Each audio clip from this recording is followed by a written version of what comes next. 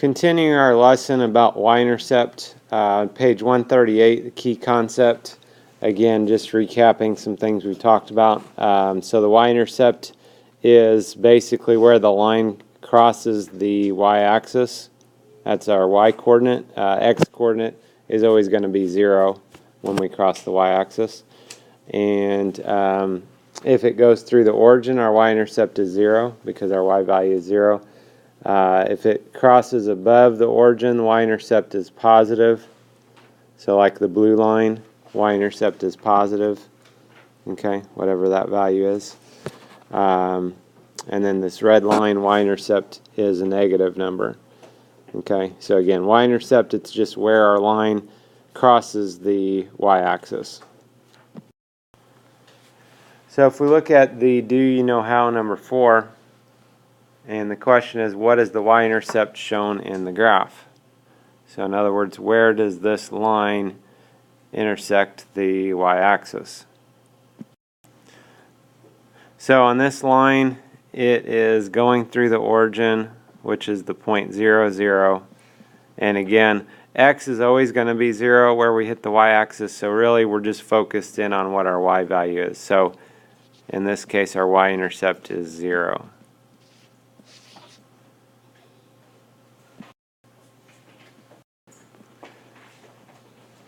If we look at number 5, graph shows the relationship between the remaining time of a movie and the amount of time since Kelly hit play.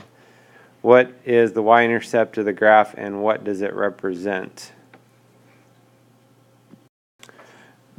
So our y-intercept is where it's hitting the y-axis, would be right here. Halfway between 1.6 and 2, that would be 1.8. So the first question, what is the y-intercept? The y-intercept would be 1.8. And then the second question is, what does it represent? So as far as what this point represents, this point is actually, our y-intercept, we just say 1.8. If you think of the ordered pair for this point, it's 0, 1.8. So we can think about what our x and our y mean. X is our time watched in hours. So we could say if our time watched is 0, then the time remaining is 1.8 hours.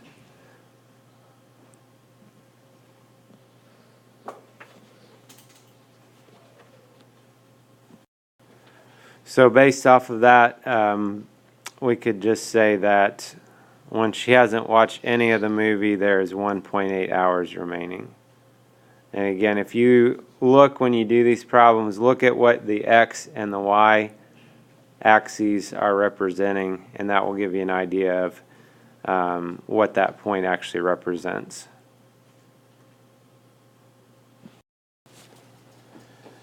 So if we look at workbook page 35, number 1, they want us to find the y-intercept for the line.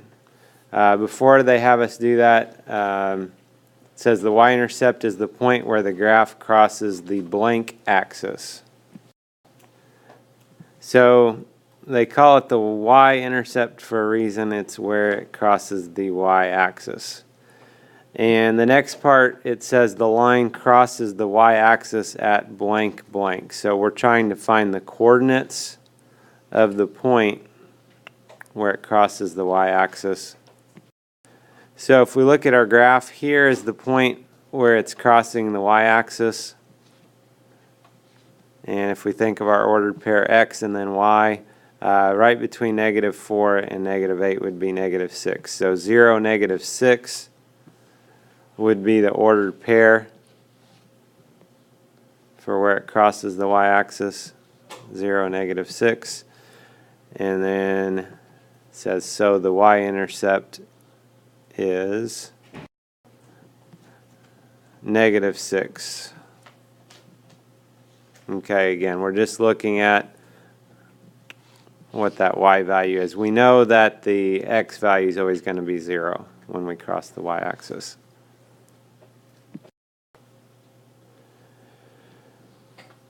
So if we look at number 2, the line models the height of a glider y in feet over x hours. Part A, find the y-intercept of the graph. So here's our graph. So if we look at our graph, our y-intercept where it's hitting the y-axis would be right here.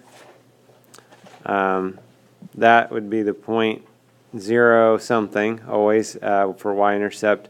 Halfway between 3,000 and 4,000 would be 3,500. And so that means that our y-intercept would be 3,500.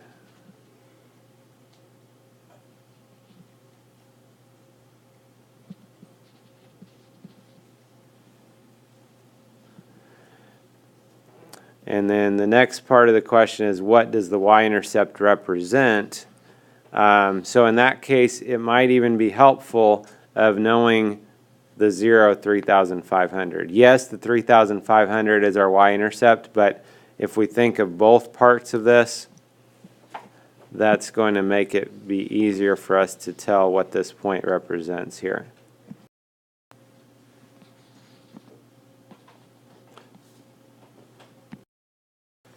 So different ways we could say what that represents. Again, looking at that point 0, 3,500, we could say at 0 hours the glider was at 3,500 feet. Another way of putting that would be the starting height of the glider was 3,500 feet.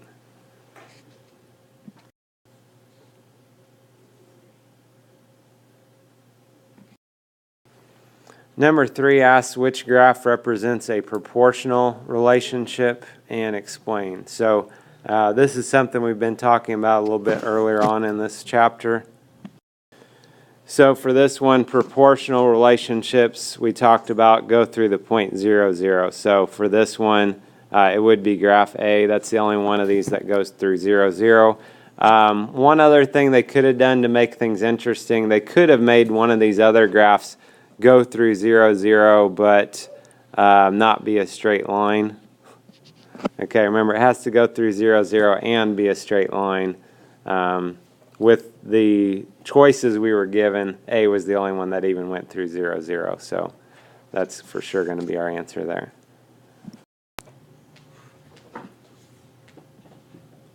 We look at number 4, line models the temperature starting at noon on an autumn day. And they want us to find the y-intercept. So y-intercept's where we are hitting the y-axis, which is right here, halfway again. This is between 40 and 60. So halfway between those would be 50. So y-intercept would be 50. And then part B, what does the y-intercept represent? Again, you might want to look at what the x and the y are standing for. You might want to write the coordinates of this point are 0, 50. Might help you to keep track of what's happening here.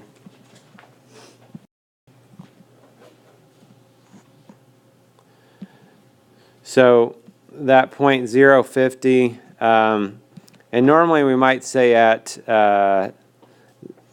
0 hours it's 50 degrees. In this case, it mentioned in the problem, this is the temperature starting at noon. So at 0 hours, that would be at noon in this case. So we could say at noon, the temperature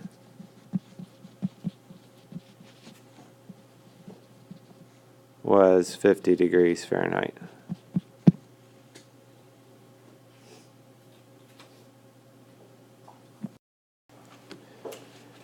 Number 6, Tasha incorrectly draws this graph to represent the balance in her savings account over time.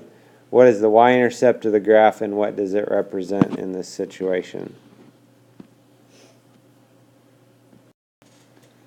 So looking at the graph, this time we're hitting exactly on a number they give us. So we can see negative 240 would be our y-intercept.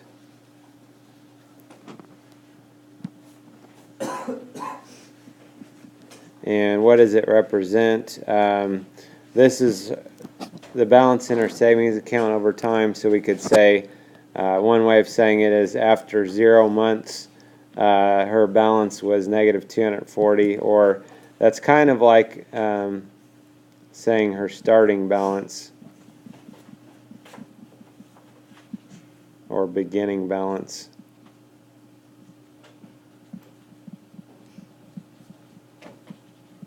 was negative $240. Okay, now if this is at some point, you know, she's had this balance, this savings account for a while, and this just happens to be a starting point that they start us at, okay, potentially that could happen, but otherwise, you know, you don't just start out with a negative balance in an account when you open an account. And really, you know, realistically here, having a negative balance, that means that we owe the bank money. So, you know, sometimes with a checking account, you could write a check for more than what you have and could give you a negative balance. For a savings account, you're not writing checks. So with that, you could never possibly even have a negative balance in a savings account. So then to answer the next part, kind of like we talked about, you know, we would say no.